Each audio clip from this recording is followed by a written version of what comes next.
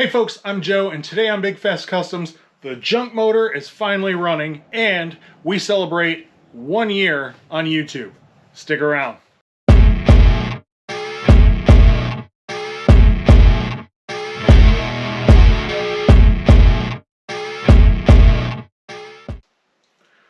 Alright folks, Happy New Year. It is January 2025, and we are finally getting this junk engine back together.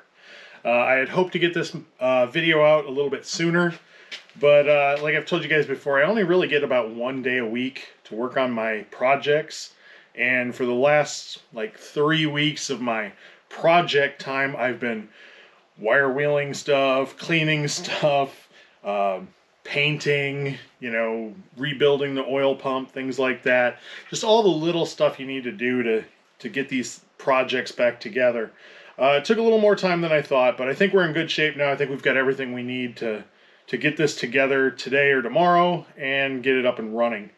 You'll see the motor is a cast iron color. I decided I want to do something a little different. The stock color is green. Everybody knows that. A lot of people paint them black, red. I've seen yellow, but I wanted to do something different, so I went with the cast iron color. I've done this on a 61 Falcon I had, and I like the way it looks, so it's going to be cast iron. The accessories like the oil return and all the bolts and stuff, they're going to be black, so it's going to be a neat look. I think it'll turn out good. You can also see I've already got the crank and pistons in here, and it took me probably half a day, maybe a little bit more, to get all the shims right and everything. So I didn't film any of that. I figure you guys would probably be pretty bored with that, but I did get a comment in one of the previous videos that someone was saying that they're new to Model A's and they want to, see all the stuff, and I thought, well, I'm not going to take it apart, sorry, but this is a lot of work. But I'll go over a few things that I think might be interesting, and one of those is the shim packs. Might be a little confusing for some people, but when you're adjusting your caps, you have to adjust the height of the cap using shim packs. It goes for the mains and the rods. And you can buy the shim packs from all the regular suppliers, and they come as a pack. I'll explain that more in a minute. But this is the shape of the center main and the front main. And then the rear main gets this big one. Now, they come in a package that has enough to do both sides of the front, both sides of the center, both sides of the rear. Each shim is what we call a shim pack. Now this, you can't see it on camera, but this is about 32, I think it's 32, yeah, 32 thousandths thick. And it looks like it's just like a piece of brass, something that's been punched out. It's just a little piece of shim stock. But really, this is a laminated pile of layers of shims. So basically what you do, or what I do, is if I need to peel some of this off, I get a razor blade and I just kind of pick at the side until I can... Alright, I'm sorry, the GoPro kind of kicked off. I don't know what happened there, but so back to what I was saying. So these come as a pack. It's 32 thousandths thick, and you can adjust these by peeling layers off of them. So you can see here I've got a layer here. They don't come off that easy. It takes a little more work than that, but this one has already been peeled off. And what I usually do is I usually take a razor blade and kind of pick at the side until I can get a layer loose and then peel them off. You want to be careful when you peel these off. You don't want to just rip it off and throw it away, because if you peel a layer off of this and you put it back in and you find out you peeled off too much, you can always put this back in. So if you've thrown it away, if you've torn it up, you can't use it, you'll have to get more. But I tend to keep everything, but when I'm done with my work, I've got all the layers I've peeled off and everything. I save them so that I have those for a future project, especially if, I mess up a layer. There's been a few times where you peel them and they just rip. So I've got plenty of extra if I need it. And that's, you know, the shims you can buy. It's usually one set for the mains, one set for the rods. Now, to set the height of my caps, I did it a little bit different because this motor is so worn out. You guys might remember that when we were taking it apart, there was no shims in these caps, and I was worried that the motor would be okay for a little while, but once it starts wearing and loosening up, well, there's no more adjustment. But after I've got some different caps, and after I got everything cleaned up, I actually was able to get, there's one layer of shims under the center. I think there's 1.5 layers under the front cap, and the rear cap has like 3 layers. So we actually still have a little bit of adjustment when this motor starts to loosen up, which it inevitably will. So it prolongs the life of the engine. Things start to get loose, you pull those shims out, torque the caps back down, and you can go a little bit longer. So that's good. I said I had 1.5 shims up here. What that means is basically I have 2 shims on one side and 1 shim on the other side. So I don't, is that 1.5? Yeah, that's 1.5. But that gave me, like I said, at least 1 layer in each cap, so I'm happy about that. Then we moved on to the rods.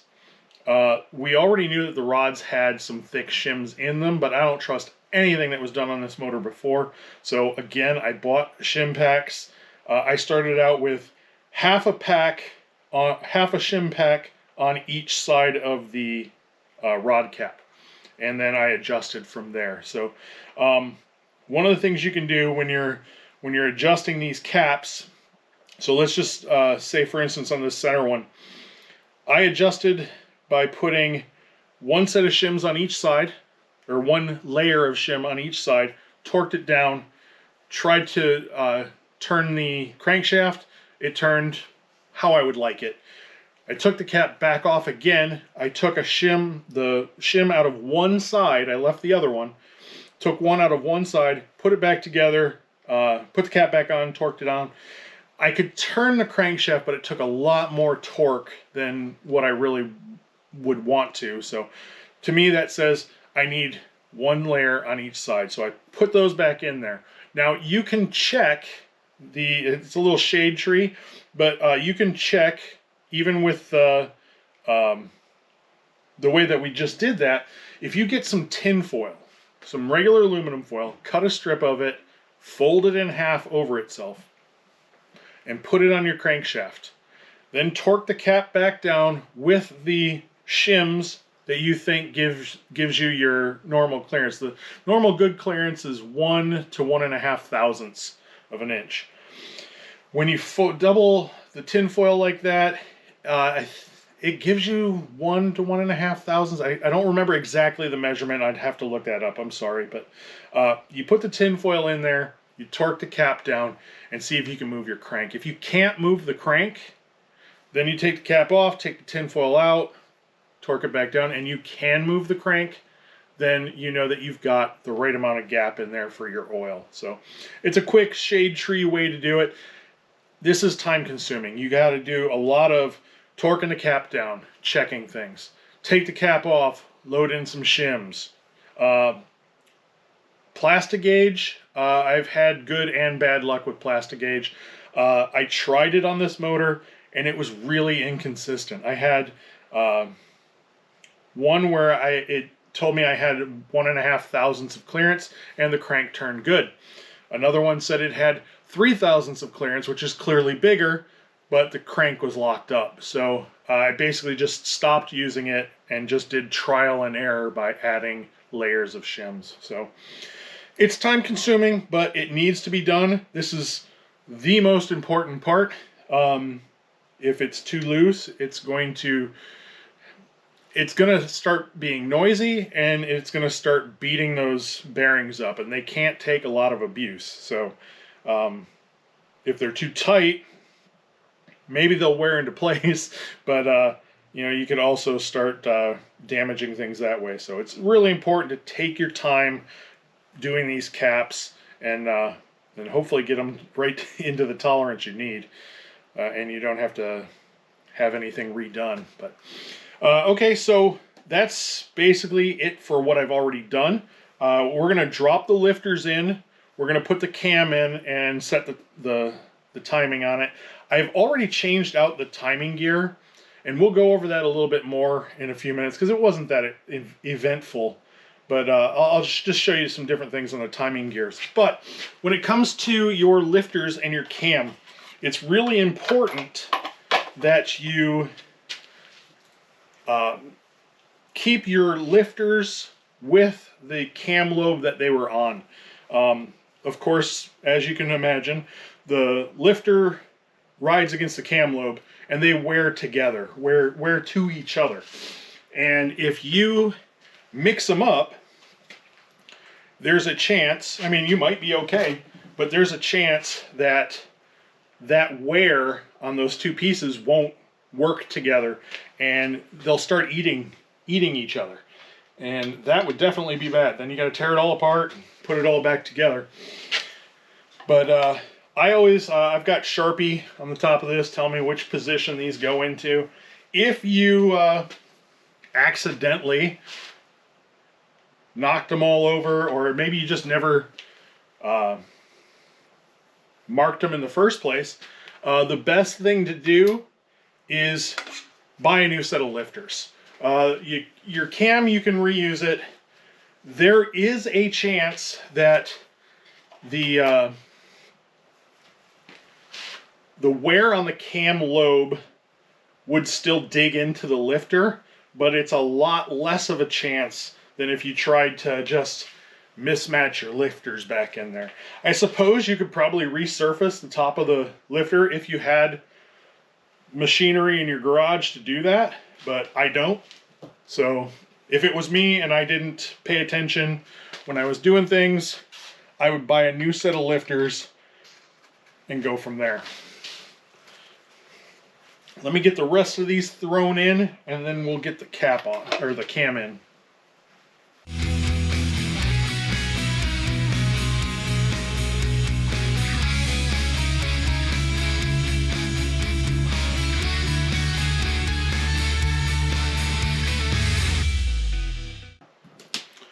Okay, so that's it for the lifters. I just put a little bit of oil on them. They slip right back in, no problem. As long as your valves and everything are out, they'll slide all the way in, no problem. If they're not just dropping into place, you'll need to clean the bores out. So keep that in mind. When it comes to the cam, like I said, I've already changed out the cam gear. It wasn't too eventful. I've got the tool, all the vendors sell this tool that fits onto this special nut, and it's not a super strong tool. You can already see some wear on it on the whole thing, but it does its job. Taking the old one off, I had the cam in place. I did need to heat it. I used my impact with this. It didn't want to take it off. I heated it for probably, heat the nut for probably about a full minute with the little hand torch, and then I stuck this on there with my impact, and then it zipped it right off. So it wasn't too eventful. Some people have a big problem with them, but for me it wasn't too bad. Now here's the original gear that came off, and you can see it's got an aluminum hub, and the rest of this is like a laminate type material. It's hard to see now. A lot of the problem with these gears, the aluminum hub will break free from this laminate material on the outside, and generally this one looks okay. It's a little burnt now, but it looked okay before, and I normally would have just used it, but when it had some oil on it and I could wiggle it a little bit, you could see oil squishing in between the teeth of this aluminum hub, which told me it's already loosening. It's only a matter of time before it was going to come apart. Now, I did have already this gear. This gear is available. You can get three different types of, well, you can get two different types now. Three different types of gear now from the vendors. The first one is like this. I forget what they call it. It's like a maciated or something like that. Basically, it's a very similar material like this, but you can kind of tell it's different. Some people have said these come apart. Other people have said, no, I've run one and it's not a problem. I had this gear. I'm going to use it. If it goes out, I'll change it again. But you can kind of tell the difference between this one and the other type, like even this one. It's this is like a laminated cloth.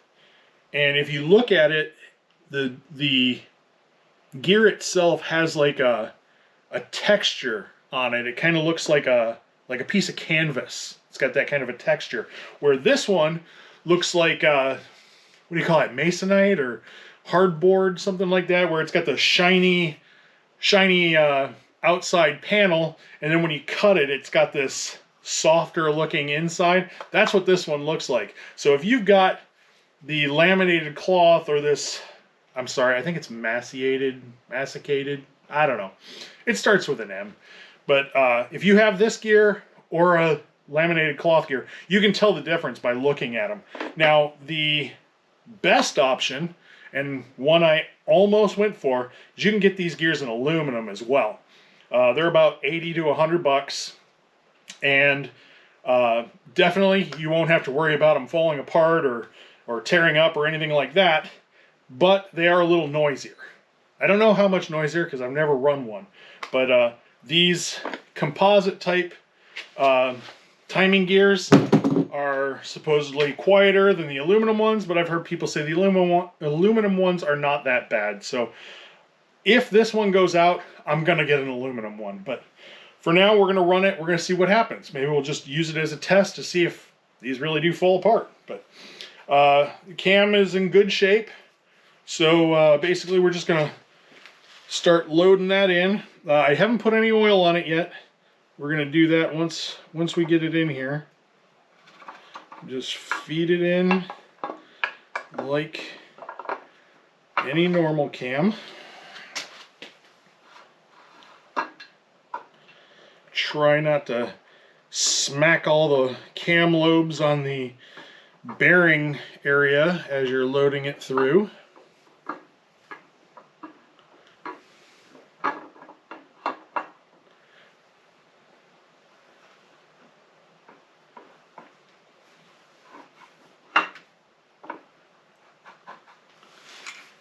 What do we have up on? Need to turn my crankshaft a little bit. There we go. That's nicer.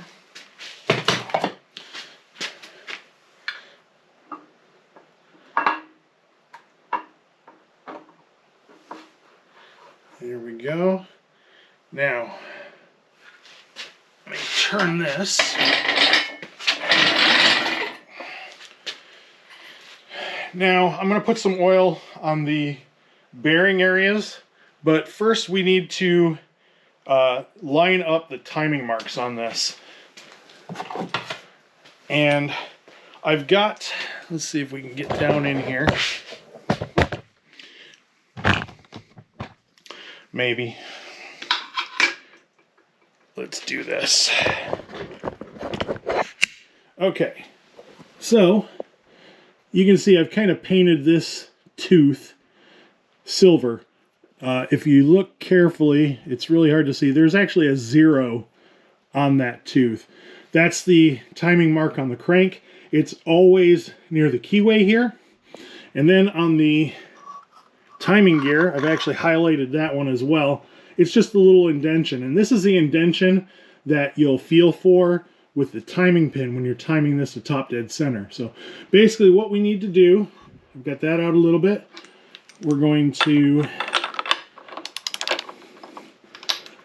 rotate this around.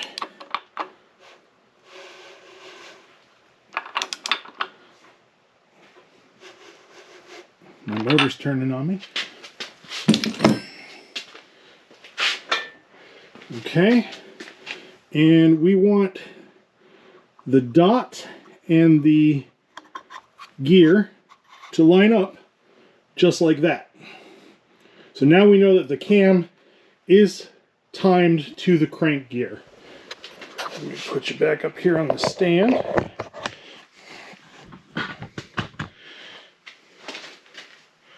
I'm gonna pop a little bit of oil in this.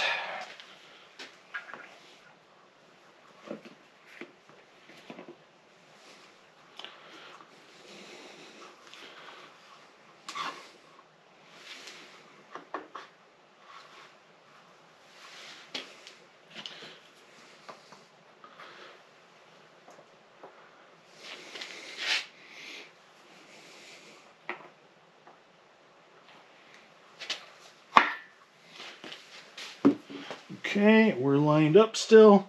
We're good. So, back you back up a little bit. I'm going to rotate the crankshaft.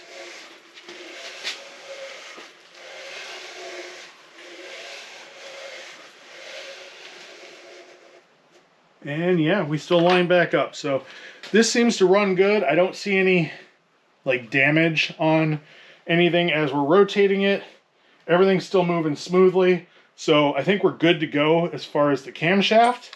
And now we can flip this over and start working on the valves. All right, folks, so we're gonna get these valves put back in. I told you in the last video that the valve seats were pretty torn up and I was waiting on an abrasive resurfacer for the valve seats. I did get the resurfacer. I tried it out. If your seats aren't really torn up, this would probably work just fine. For this engine, it needed a little more. So I tried this. Like I said, it does okay, but it just didn't do what I needed it to. It's basically a fixture that holds a piece of sandpaper. You've got some various mandrels. You add the mandrel onto the tool, and then you can put it down in there and spin it with your drill or the handle to clean up the valve seat. Like I said, it didn't work good for this one because these seats were pretty bad. So I wound up having to buy actual valve seat cutters. I bought a used set on eBay from a motorcycle shop. And quite honestly, I mean, they worked, but I could tell they were well used and they were a little dull. But they did do the job. So I think if I could go back in time, I'd just buy a new set so they were nice and sharp. But basically, they're just cutters. They're written on them what this is: the 60 degree, this is the 45 degree, and we should have a 30 degree around here. Yeah, 30 degree. Again, same kind of thing. They have mandrels that go with them. You put them down in there, and with these, you're not just cleaning it up, you're actually cutting into the seats. I did all 3 angles on mine. It turned out well. Once I lapped the valves back in, you're supposed to have a 1/8 of an inch of witness mark after you lap the valves, and that's what I had on all of them. So they cleaned up good. They look good. I don't see any gaps or voids or anything like that, so I'm okay with that. I did have to replace one valve. I think it was this one. I don't remember when I took it out, when I took everything apart, having any of the valve guides that were really a problem, but it's very possible that to get those valve guides out, you put a tool under the valve and then you tap on the valve to get the guide out, and it's very possible I hit the valve wrong and it bent it. So I just replaced it with another one. I've got all my valves and guides here in order. I put everything in a bag with a little number in it. Tells me where they go. And I'll show you how these go together. Get these things apart here. So here's your valve. You've seen the valves before, and you can see it's got this flared end on it. And then you've got two pieces of a valve guide. So basically you're going to put the valve into the motor, you're going to assemble the guide around it, and then drive the guide up into the motor. So let's see, we should be able to see it here. This is the number 8. This one's a little tight to get my fat fingers in there, but we'll make do. And then, come on. Oh, I got it stuck. Okay. So we'll get that up in there. And we need to get it up in there all the way. So I'm going to just kind of... Is that up in there? It feels like it's up in there. I need to make a tool to do that. They probably have one, I don't have one. I think the guide needs to go a little bit higher. Yeah, it definitely needs to go a little higher. Let me try. There we go.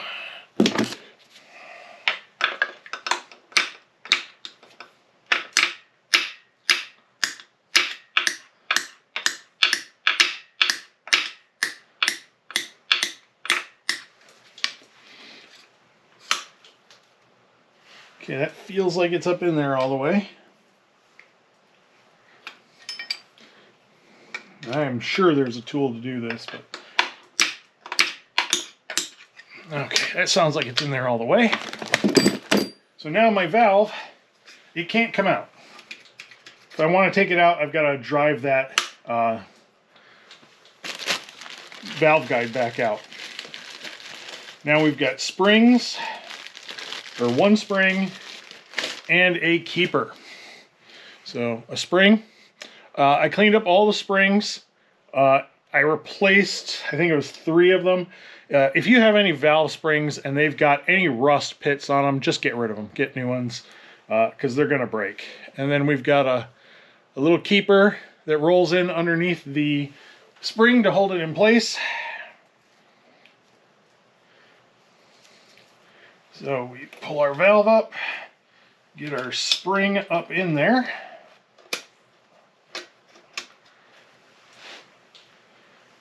Push the valve back down. And now we get our handy spring compressor. Open that up. Try and get up underneath there. Clamp it, and then we just kind of rock that in underneath the spring. It sits down over the bell on the bottom of the valve. And then we're done. That one's in place. Take a look at it. Everything looks good.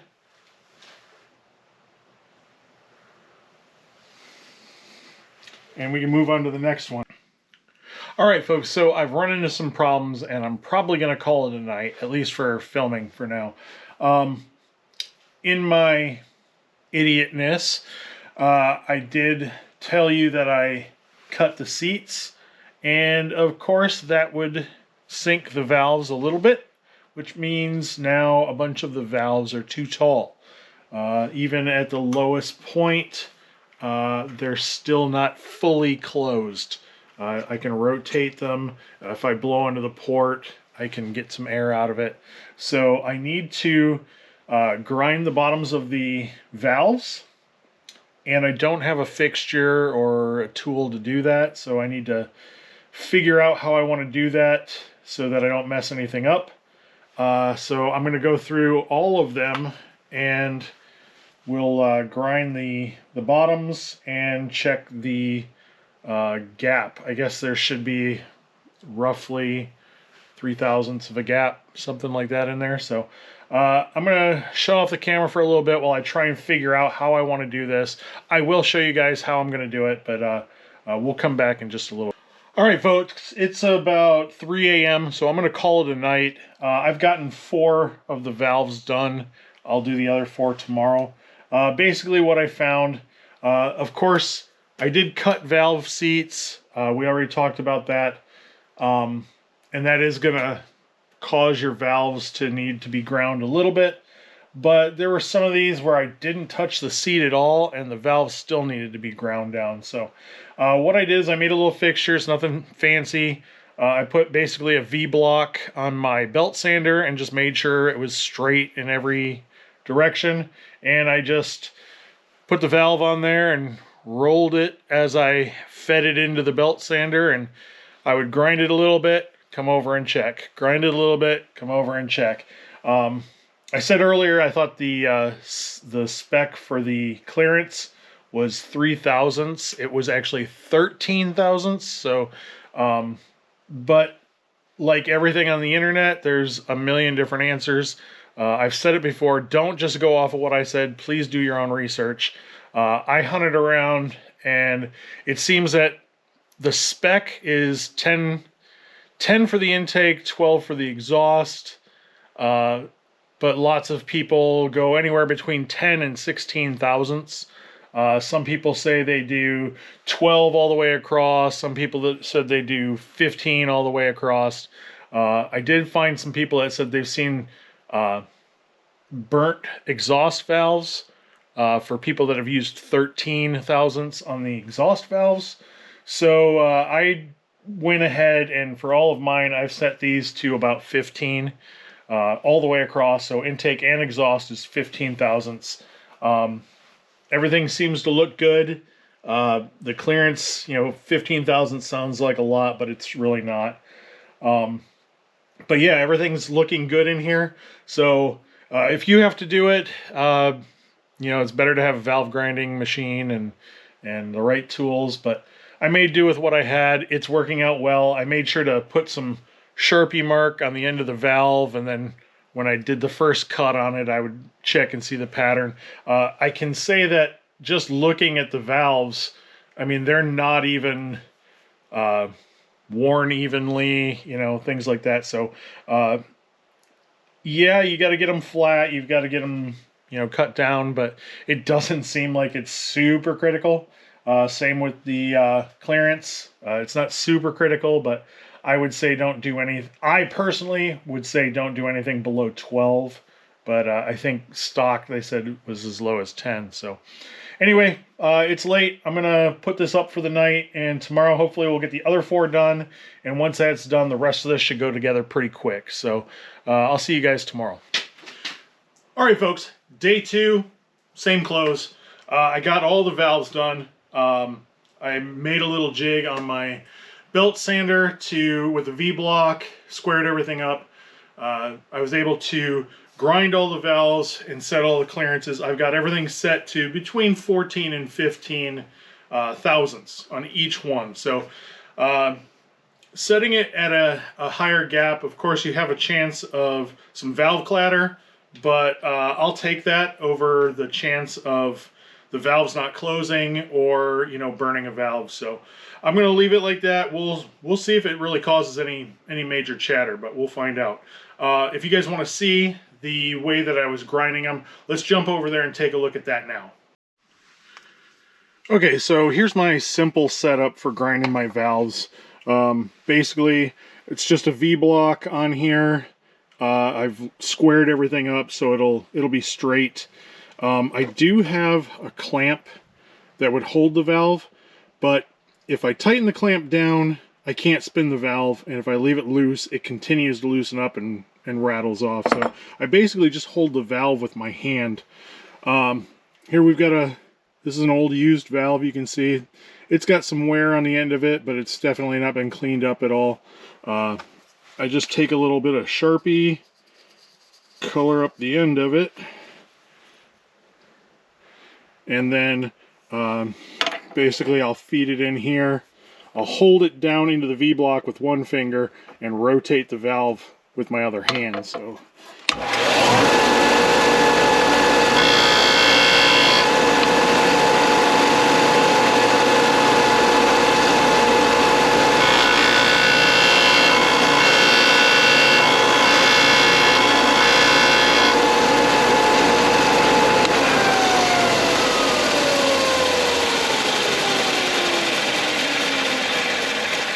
So you can see the sandpaper on the belt sander. It leaves a little bit of a pattern on it, but nothing that I would consider bad. You definitely only want to go short intervals, you know, grind it a little bit, take it over and check it. Because number one, you don't know how much material you're taking off. And number two, you don't want to heat this up too much. And it does get hot, but I have noticed by doing all 8 valves, you can kind of see there's some discoloration on the paper here. The paper does wear out, so you're going to have to pay attention to the pattern that's left on the valve. When the paper starts to wear out too much, you'll start to see a circle in the center of the valve. It'll start to show up. It'll start to look like it's getting overheated. If that happens, basically I just move the assembly. You can kind of see the dust line here where I moved it the last time. I just moved the assembly in, re-square everything, and then kept going. You could definitely tell when the paper was worn out, it wasn't cutting as well. And like I said, it was leaving that hot spot in the middle. As soon as I moved it to a clean area on the paper, it was good. If you have a grinder where you can get at the side, it would probably be better. But this is what I have. I did all 8 valves this way, and they turned out good. So I'm pretty happy. I was able to kind of, you know, just kind of check them this way, and you probably can't see that on the camera, but they're pretty flat. There might be a tiny bit of crown, but they all turned out pretty good. So let's get back into the engine. And that, folks, is how you grind valves when you don't have the right tools. So we've got everything done in here. The pistons are in, the valves are all in. Let's work on getting the front cover on. We'll throw in the gear for the oil pump and the spring for that. And then once the front cover's on, we'll get the oil pan on, and then we'll move on to the head. So, okay, folks, so for the front cover, it's not too difficult. Make sure that you've got your keyway in. If you've got your timing gear on, you've already got your keyway in. Make sure this is all cleaned up. Make sure that you've got your timing gear nut torqued down. Spec is, I think, 100 foot-pounds, but it's kind of excessive. I've got mine to like 85. I'm always concerned that you can break off these teeth or something. So when you're torquing this down, you can shove a rag in here to kind of keep it from turning. What I did is I put I had the nut for the crank tightened down, and I basically pulled against that as I was torquing this nut. It's probably no better for it, but that's how I wanted to do it. You need to put your oil slinger back on the front of the crankshaft. This goes right up in front of the timing gear. It fits over the keyway. And then if you have the 2-piece crank pulley, you're going to want to put the inner piece on. If you have the 1-piece pulley, you're going to want to put the whole pulley on. But for now, this will work for us. I do like to add a little bit of oil on this and just kind of smear it around so that we're not messing up the new seal. Then we get our front timing cover. I put a new rope seal in it already. I've got this little piece of aluminum tube, and I basically use that to kind of drive the seal down into place. You don't want to cut it before you put it in. You can see one side's pink. I don't know why, but I put it in, I drove it down, and I cut off the excess on this side, but you can see I've left a little bit there so that it can kind of mesh with the seal of the oil pan. We've got to lube up this hole a little bit. And there is a spring and a button that goes in this hole. This puts pressure against your cam gear, and you just want to make sure that you can push that in and it springs back out, it moves freely. If that's good, you're good to go. So the only next thing is the actual gasket. I usually like to at least start it with the couple bolts.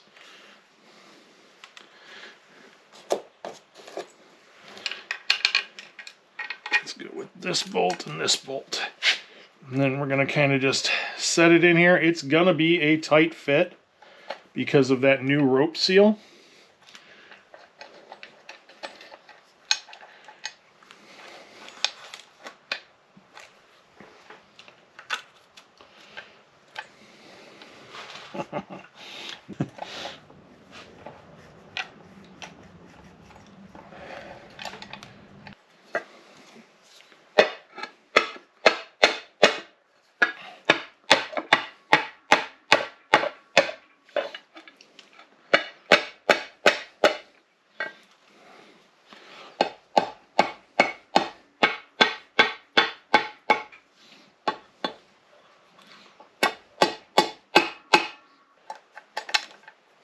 Didn't I just say, like, this part isn't too difficult?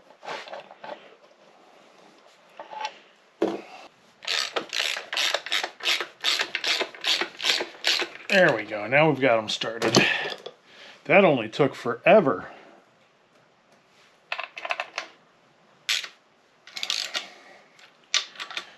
And there we go. Just tighten them up to your favorite Ooga Dooga level. However you want to do it. I'm sure there's a torque spec for it, but we don't need that. And now that that is in place,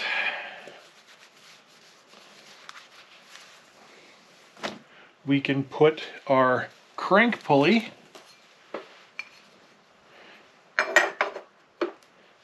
in place and our crank nut. And this one I definitely put on with the Ooga Dooga machine.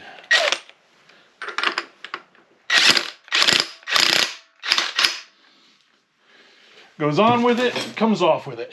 So the front is all done. Everything still turns. We're good. We can peek in here.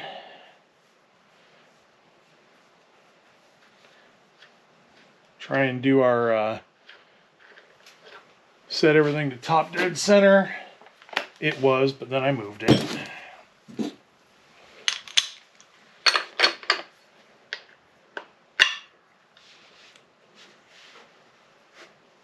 Wrong way. Is it the right way? Wrong way? Yeah, no, it's this way. So we'll bring it all the way around. Hold in on this.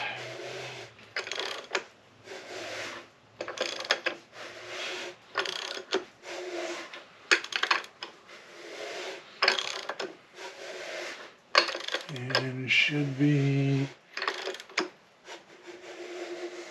right there.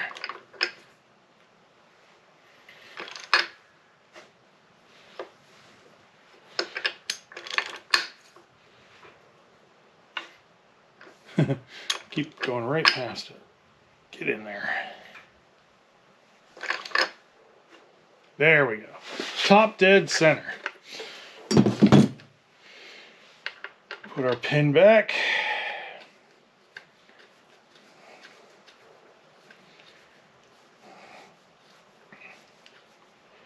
And now the front of the motor is done. Let's dry off a little bit of this excess oil up here so that when I start the motor I don't start worrying that I have an oil leak. Okay, so let me spin it around. We'll do the side timing cover here. We'll put in the oil pump drive and then we'll work on getting the oil pan on. Alright, so front covers are on. Let's get our oil pump drive in here. So the oil pump drive, if you haven't seen one before, this goes down into the engine. Yeah, this way, down into the engine. This gear rides on the gear that's on the camshaft. And then it basically bottoms out right here. A spring holds it down into position. And up here inside here, I don't know if you can see inside there, there's a tab in there, and this is for your distributor drive. So your oil pump and your distributor drive are driven off of your camshaft. So we're going to put that in. Just pops right down, no problem. This position doesn't matter at all. And then we put our spring on. Doesn't matter that way. You just kind of snap it into place.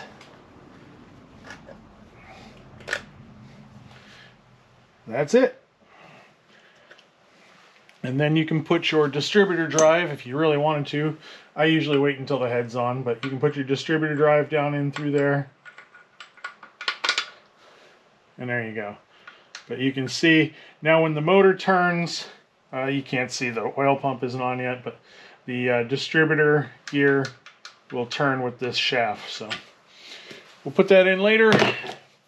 Now it's time to roll it over and get the oil pan on. So let me roll it over and I'll bring you back. All right, we're ready to get the bottom end closed up. First thing we're going to do is we're going to put in the oil pump. Now I've already gone through the oil pump, cleaned everything. The bushings were good in it. The gears all look good. I did surface the plate a little bit, but everything looks nice and tight. So basically you just need to line up the keyed end with your oil pump drive, and then it should just drop right in. Just like that. Perfect. Now the only thing that holds this in is the oil pan. The oil pan pushes up against this spring. So if you're working on it like this, no problem, you're all set. But if you're working on it in the car where the engine's upright, your oil pump would just fall right out. So there's a little tool, I don't know if you can see the hole right here. Normally just a plug goes in there, but there's a small tool.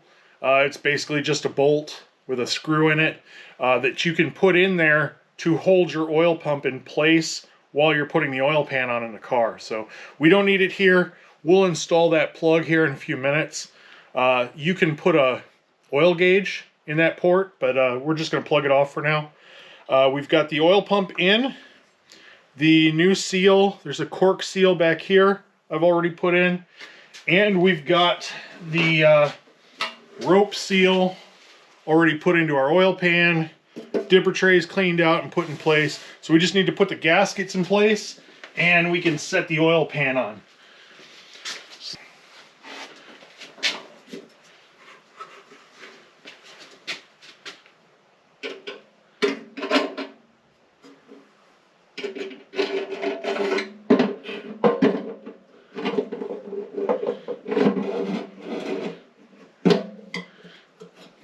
Okay.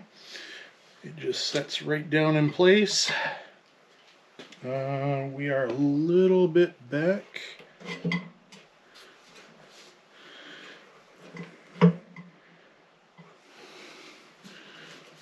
That looks good. And bolts.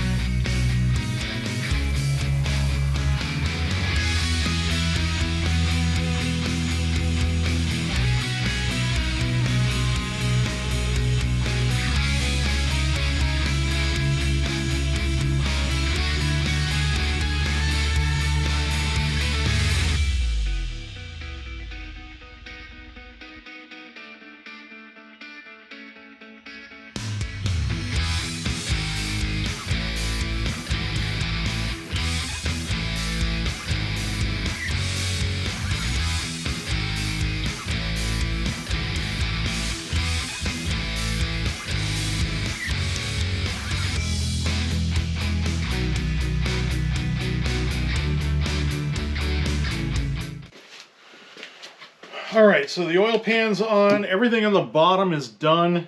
I've got the oil fill over here. I need to put in the oil dipstick over here, but everything else for that is done. It's time to put in the head studs, and I have a brand new bag of head studs here.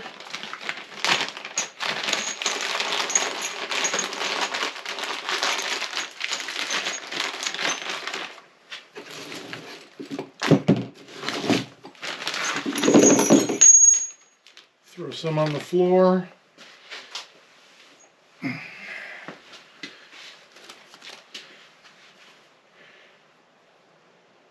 So they look good.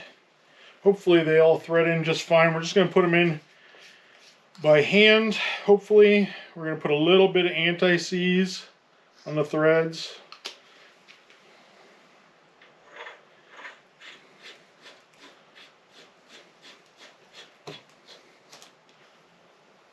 No matter how much anti-seize you think is a little bit, it's always too much.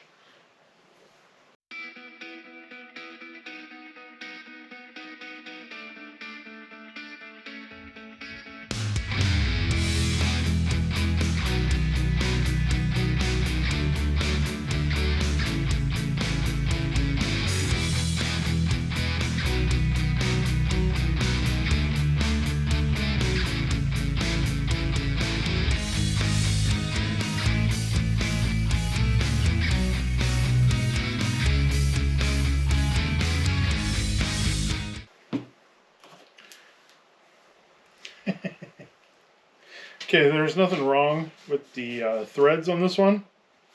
I was putting in the wrong side. Been working on this too long. Look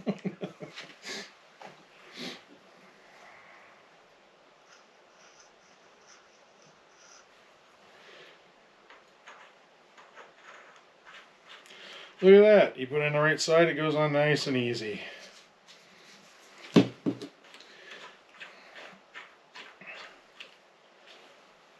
Alright, let me clean off the mess I made. Alright guys, before we get the head on and spray the gasket down with copper coat, I mean look at that beautiful new gasket. I want to talk about the head that I'm going to use on this, because I actually cleaned up two different heads and then figured out I couldn't use one of them. So the first head, of course, is your standard Model A head.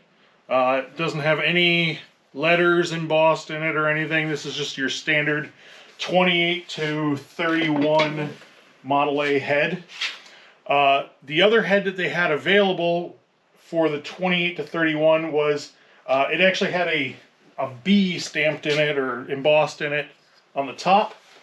Some people call that the police head, or they'll call it the B head.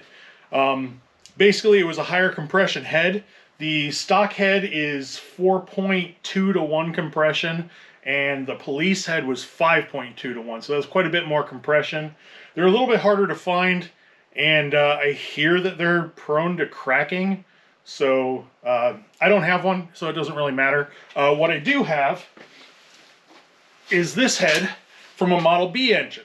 So some people call these Model B heads, some people call them C heads, because this one has a C embossed right in the top of it. And it will bolt right on, just like the regular Model A. You would not use these two taller studs. It's got a completely different water pump setup, but other than that, it's a little bit better compression. I believe it's 4.6 to 1 instead of the Model A is 4.2 to 1, so it's really not a big difference.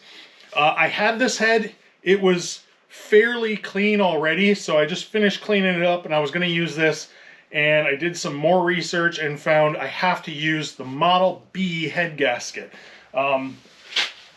Because of the higher compression, the different shaped combustion chamber in that head, you have to get the Model B head gasket, or you risk either blowing the head gasket, or best case is you're not even getting the extra compression because of the missing area of the gasket. So I already had the Model A head gasket. I cleaned up this Model A head. That's the one I'm going to use. I could have ordered in a Model B head gasket, but honestly, the additional couple points of compression, I didn't think it was going to make any kind of seat of your pants feel change in the car. So I'm just going to stick with the Model A head for this. Maybe in the future we'll swap it out just to see what it feels, you know, how it feels different. But for now, we're going to go with the Model A head, and I'll just stick the Model C head back in my stash for use on another day. So let me get some copper coat on this gasket and we'll get the head installed. Alright, so we've got our head gasket on. Make sure any writing that's on the head gasket that goes up towards the head, not down towards the engine. The copper coat that I put on the gasket is still tacky, so we want to get the head on now. Make sure everything's clean.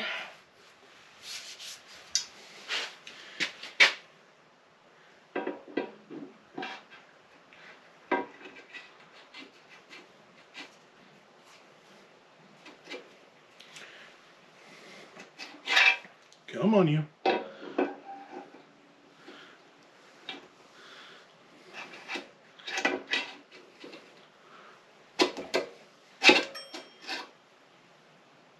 What was that?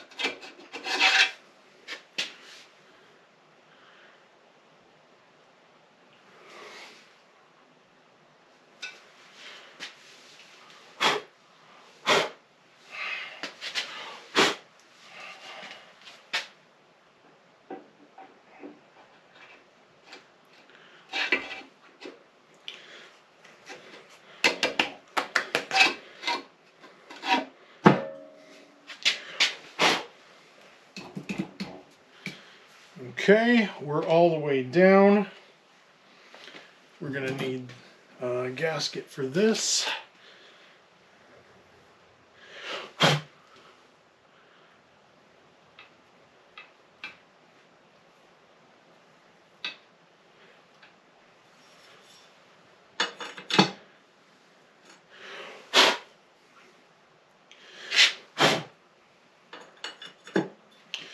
Okay, and now we're going to get all of our nuts put on. Yes, I did paint them black.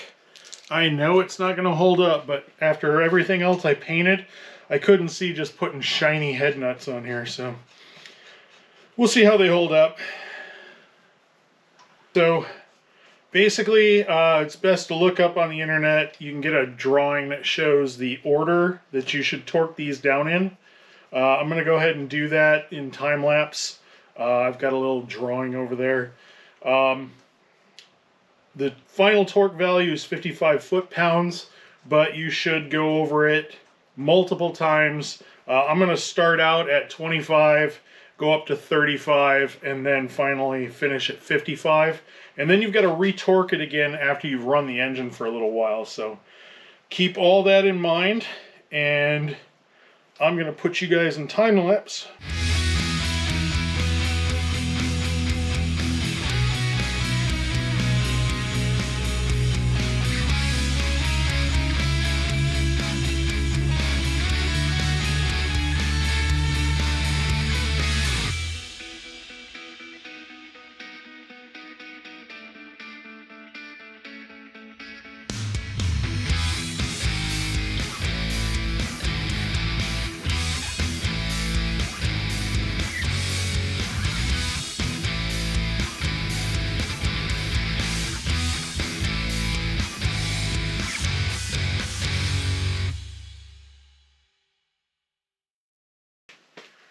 Alright folks, I've got the distributor push rod, or is it a push rod? I don't know what you call it.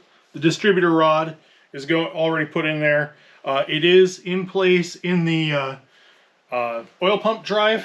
You can put a screwdriver in the slot in the top of it, try to move it back and forth, make sure it's in place.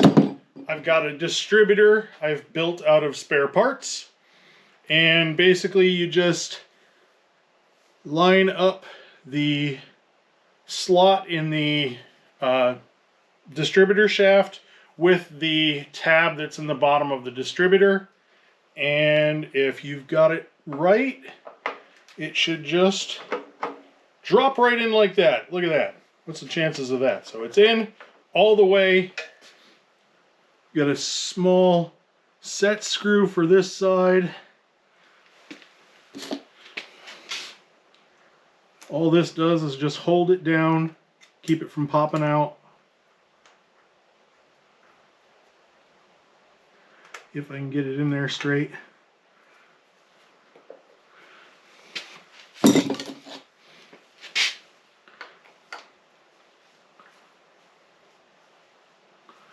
Okay, distributor's in there good. We'll tighten this up just to lock that screw in.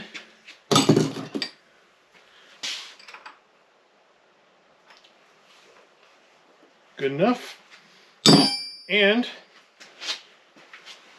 what I'm going to do, I'll do this off camera. I'm going to put some oil in here. That'll be enough to fill down, start running down the tubes into the main bearings. I'm going to put this cover on and the oil return tube, and then I'm going to move it over to the stand. So when I bring you guys back, this will already be on the stand and we'll be getting it ready to run. All right, folks, I've got it on the stand. It's a little tall, but it'll do okay for us.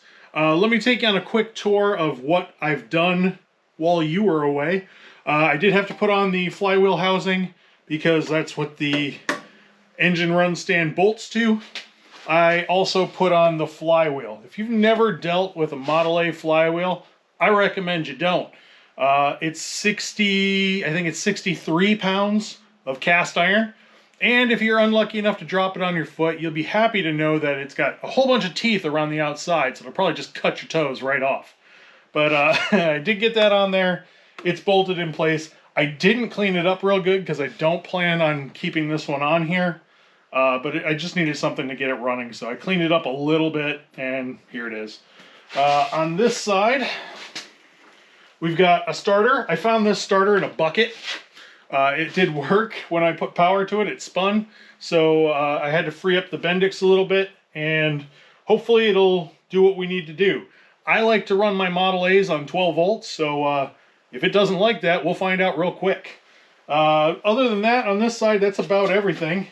Let's bring it around here to the passenger side. You can see we got a little bit going on. I put on the, I told you guys I was going to put oil in it, put on the side cover and the oil return line. I've already done that. I put on an exhaust and intake manifold. This came out of my stash, and I did not resurface it, and it's going to be a problem. I've got it bolted on as tight as I can, and this exhaust port and this one in here, I mean, the gasket is loose, so it's definitely going to leak exhaust, but the intakes look good, so it'll be good for now. This is not the intake and exhaust that's going to stay on here, so I'm not really concerned. We're going to get it fired up using this stuff, and then it'll come off and probably never be on here again. As far as the distributor goes, you guys already saw me put that in. I will show you how to time it. It's not that hard. Definitely recommend a Nurex tool if you don't have one. But I'll show you how to use that here in a few minutes before we get it started. I also put in some brand new, old Bowers thermostatic spark plugs. That's right. Longer life, more power, and more gas mileage. Awesome. I mean, they've even got a guarantee on them. It says Bowers thermostatic spark plugs are warranted to perform satisfactorily in service which they were designed, provided that proper installation has been made and the correct heat range is installed. I don't think they're still in business anymore, so don't have to worry about that. I didn't even gap them. I heard thermostatic and I was just like, throw them in, they're ready to go. So they're in there. We'll give them a try. Hopefully they work. They're brand new. I've got like 2 new spark plug wires and 2 old ones. That should be good enough to get it running. But it is late Sunday night, and I have to get up to go to work in the morning. So you guys will see this run in a few minutes. I am going to go to bed, and I will have to pick this up tomorrow. I was hoping I was going to be done with this on Saturday. It's now rolling into Monday, but we're really close. I got to hook up the gas tank. I've got this set up here so we can hang a gas tank and gravity feed the carburetor, throw a carburetor on it, get a coil on it, and some battery cables, and we should be ready to start it up. So I will go get some sleep, and I will see you guys tomorrow. Okay, folks, here's a quick how-to on the timing for this. Now, I've already set the engine at top dead center using the timing pin on the front, and I've got this Nurex timing tool. There's a couple of different ones made that are just basically a flat tool with this cammed area on the end. Those are not the same thing. Make sure you get the Nurex tool because it's set up to time this really easy. You don't even have to take the full cap off. You take the little cap off, you take the rotor out, you put this tool down in here, and you loosen this screw. When you loosen that screw, that's how you adjust the timing. And we can do it right now. Go ahead and loosen this up. Okay, with it loose, loosen it a little bit more.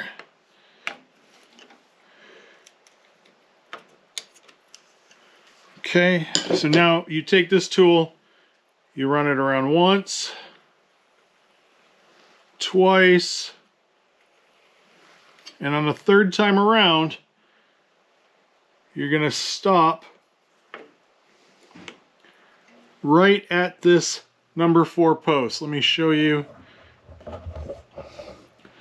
You can see there's an arrow on the tool pointing towards that number 4 post. So once that's there like that, tighten your screw back down.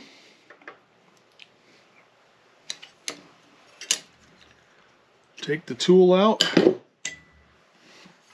And all of the instructions are actually on the tool itself, so if you forgot what I told you, you can look it up there. But now, you put your rotor back in, you can see it's pointing at number 1.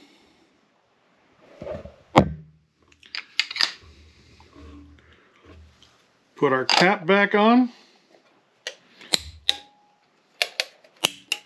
And now we're ready to go. It's all timed. It was that easy. So I recommend that tool. It makes everything easy. You don't even have to think about it. So that's it. That's really all you have to do to time it.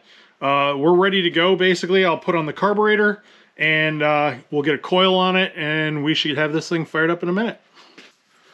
All right, folks, we're about ready to put the carburetor on. I do not have a spare Model A carburetor. I can steal one off the Sloppy Speedster if I need to, but what I do have is one of these. This is one of those cheapo tractor carburetors that you can get on Amazon for like 30 bucks.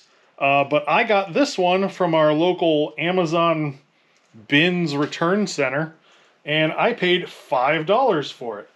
Now, I don't think you should drive your car with a carburetor from a tractor on it. I don't think the jets are set up right, but just to get this thing fired up, I think that'll work. So it bolts right on. The fuel line comes in from the back. You can see it's facing the wrong way, but it's actually kind of nice that it's facing that way instead of at the exhaust. So it does have a choke, throttle, couple adjustments. I'm not going to mess with any of the adjustments because honestly I don't know what any of them are yet. I haven't even looked into it, but we'll get our gas tank set up, plumbed into the fuel line back here, and then we should be ready to go.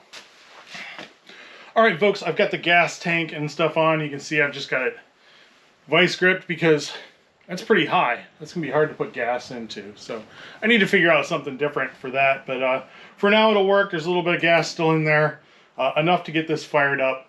I lied to you. I said I was going to bed last night because I had to work today. And I didn't. I stayed up. I did a few more things. One of those things was testing the starter. I wanted to make sure the starter could turn this engine over, and it couldn't. It would go about 3/4 of a turn, and then it would stop. And I thought, okay, bad starter. I didn't know anything about it anyway, so we'll steal the one off the sloppy Speedster. But before I did that, I decided I'll check the torque on the engine just to see, you know, maybe it's tightened up or something. And it was a lot tighter now that I've got spark plugs in it, of course. But there was one spot where it got even tighter than that. And the spec, I think, for turning over a new rebuilt engine is like 64, 65 pounds. And this was right at 65 pounds in one spot. So I started to sweat a little bit. I thought, oh no, there's a problem in the engine I didn't figure out while I was putting it together. I wound up pulling all the plugs out and then turning it over. And when I did that, it seemed to be back to normal. There wasn't really a tight spot. I'm not sure why there was so much of a tight spot with the plugs in. Maybe some of my valves are sealing better than the other ones. But at any rate, that told me that I should go to bed at that point, and I put it up for the night. I have since swapped over the starter for the sloppy Speedster, and I'm happy to say it does turn over. I did pull the plug and make sure that we were getting some oil out of there. I'm still leaking some. Oil is pumping, so basically all we've got left now, I did check for spark. There is spark. It didn't look great, but you know, we'll deal with that in a few minutes if it doesn't start. But I'm going to turn on the fuel, give it a little spray of starting fluid, and we'll see if this will fire up. So what do you guys think? Is it going to fire right up, or are we going to have more problems? Let's find out. Turn this on. Look at all that gas flowing. Woo! Okay, we got gas in there.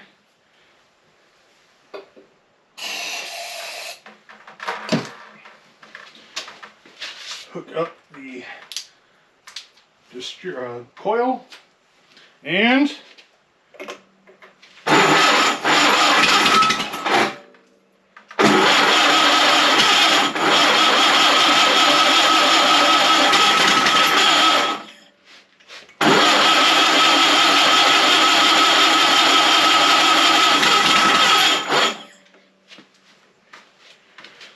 it's firing, but we're having trouble getting gas from the carburetor. Spraying that in just runs right back out.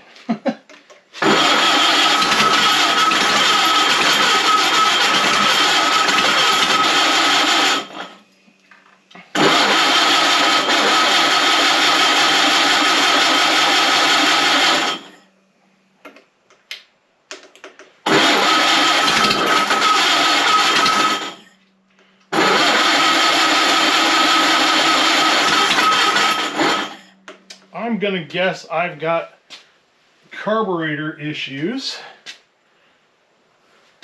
Let's see. Might have to take the carburetor off and check this. I think this is the air fuel back here. Maybe this. I don't know. Let's try.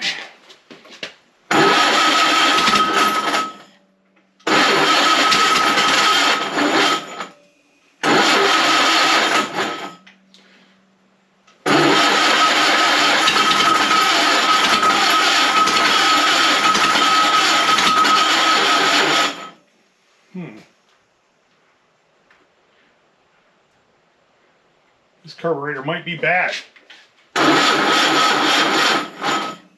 No! Killed my battery. Alright. Looks like we've got gas running out of the carburetor, so that might not work. Let me throw the battery back on the charger, and I'll bring you guys back in a little bit. I'll check a few things on the carburetor and whatnot, and we'll go from there. Actually, let's see. Can we get one more try? Nope. Alright. I'll bring you guys back in a bit. Alright folks, well, I'm impatient. The battery should have enough charge in it to turn it over again. I did take apart the carburetor. The casting actually looks really good. There was no garbage in it or anything like that. The float was a little high, so I lowered that a little bit, but I don't think that was causing the problem. I set all my main jet and idle mixture screws to about a turn and a half out. I did look online. That's same with most carburetors. It's a good starting point. So we're going to try that. I pulled the plugs. None of them were wet, so I don't think we have a spark issue, but I did go through and retime it again just to make sure I wasn't off at all, which I shouldn't be with the Nurex tool, but we're going to give it a try again. We'll try some starting fluid. If I have to, maybe I'll do some starting fluid while I'm starting it. It'll be a little difficult in this direction, but we'll see. And let's see if we can get this thing fired up.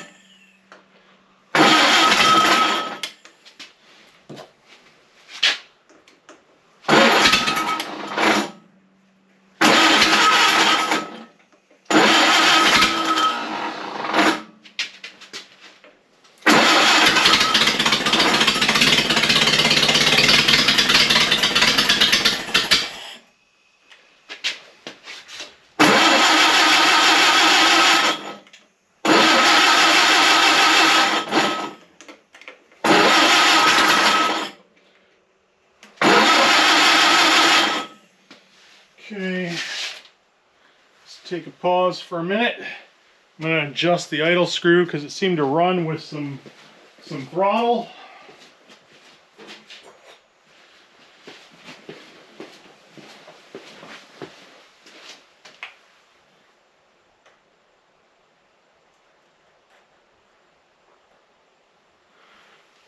Quarter of a turn, we'll give that a try. Maybe it was just finally pulling the starting fluid, I don't know.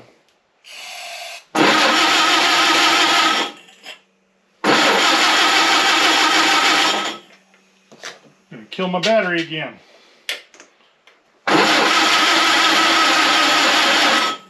Did we lose spark? Look at that, gas just pours out when I choke it.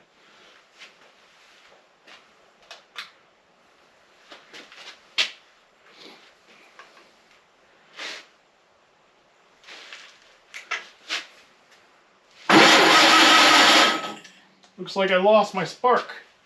Oh, dumbass. Dumb butt, sorry. Helps if I hook the coil up.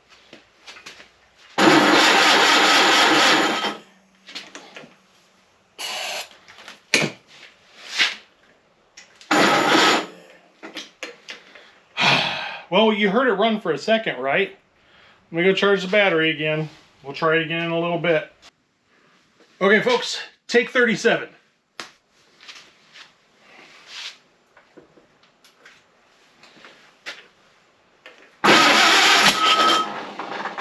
Well then.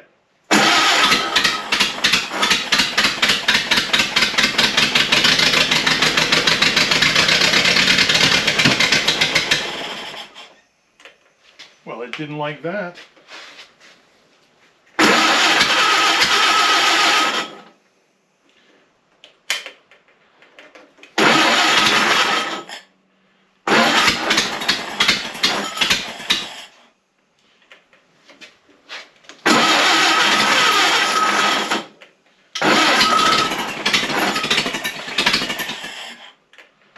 It is the carburetor.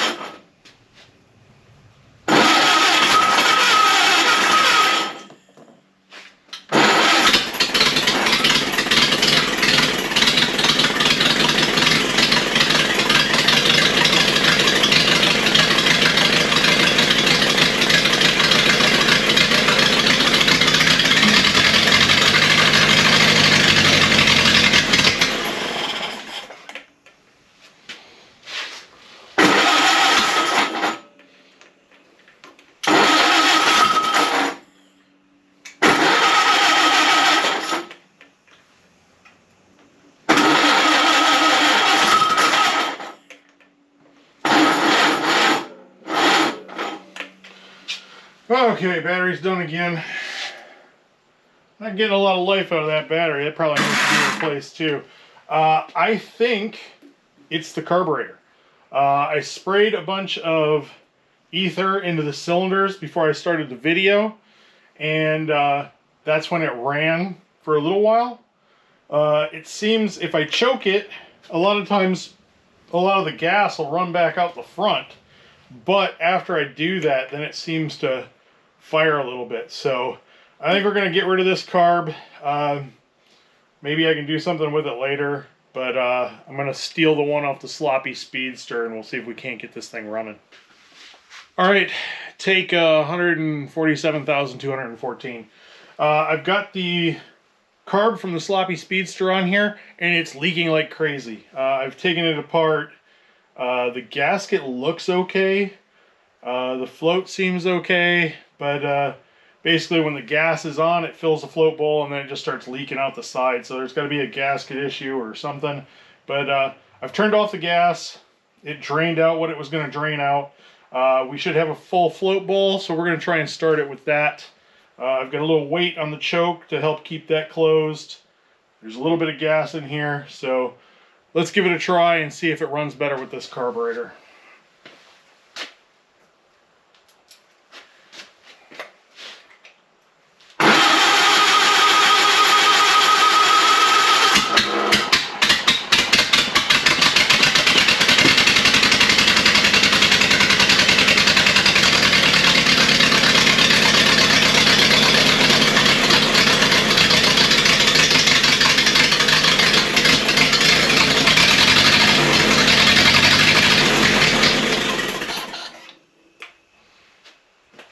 Seems to.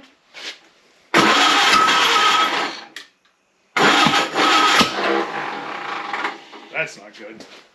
I think my timing is still a little off.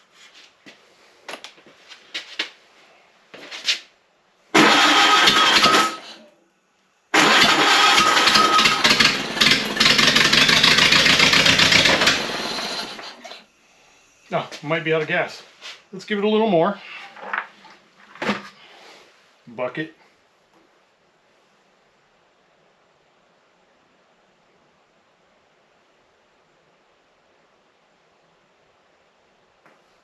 Okay, turned it back off.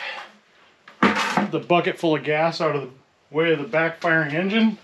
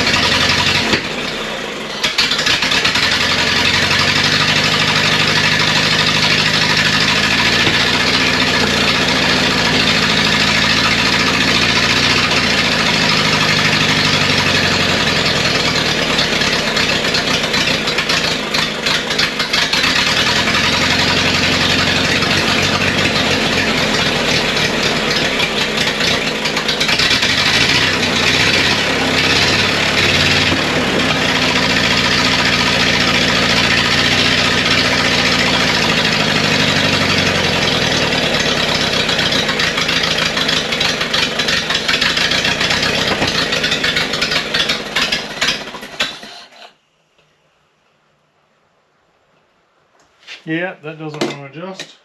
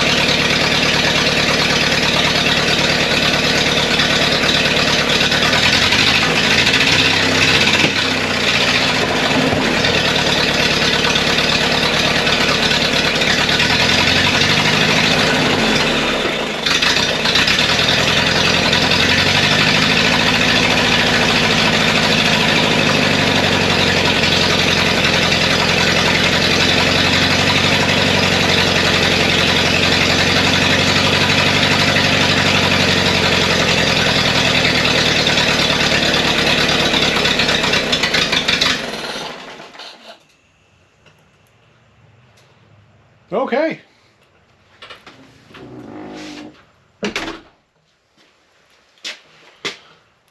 Shouldn't run it much more than that. I don't have any water in it, of course. Probably should have put a little bit in there, but that's okay for now. It's not going to hurt anything. Clearly, I need another carburetor. So I'm going to work on getting another carburetor. That looks to be like most of our problem. I'm still not happy with the timing, but I did see there was some sparking up in here, so the cap might not be great. And, it just seemed like adjusting the timing was really kind of iffy. So maybe the distributor's bad too. I just kind of threw it together out of spare parts, but at least it's up and running. We heard it running. It's not knocking. That's good.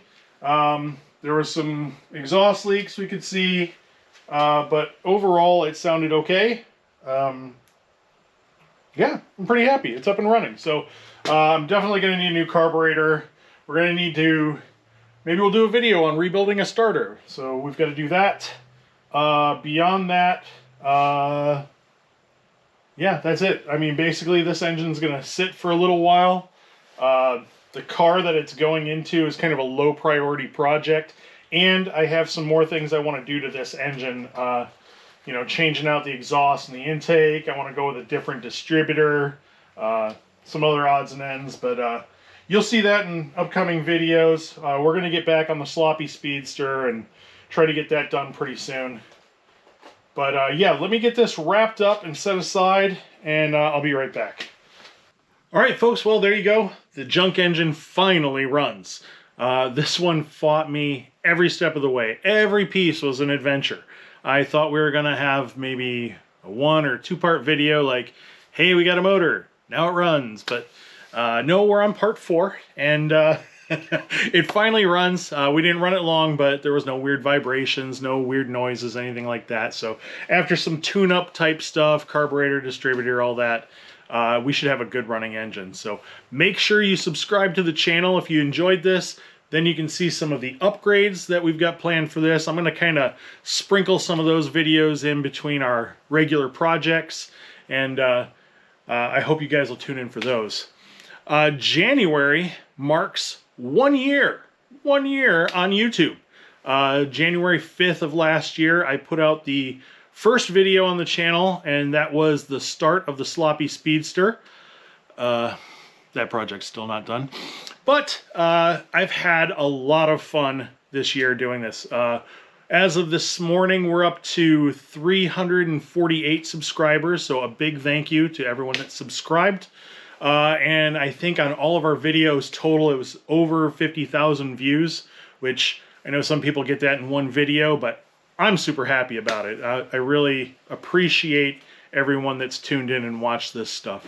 I started the channel, basically, I'm not somebody that likes to be on camera, and it was kind of tough for me, but I realized I wasn't spending time doing my car stuff. There was always something more important that would get in the way, and I wasn't really spending time on it. And I thought, if I start a YouTube channel and people are tuning in, they're watching, they're commenting, and wanting to see the projects, it would give me an incentive to kind of prioritize my projects, and it has absolutely worked. I know I haven't gotten a lot done on the channel, but I am actually spent a lot more time on my projects than I have in the past few years. So a big thank you that you guys are tuning in and helping me get stuff done. I definitely recommend anybody out there that wants to start a YouTube channel to give it a try. It's a lot of fun. The video part of it, the editing part of it, I've enjoyed all of it. It's been a lot of fun. A big shout out to some of the channels that I interact with regularly, like Hillside Rusto, Grandpa Dan's Fix It, AJ Starch, Adventures with Edna. I mean, there's a lot of them. If you guys don't know those channels, I'll put a link to their channel down in the description.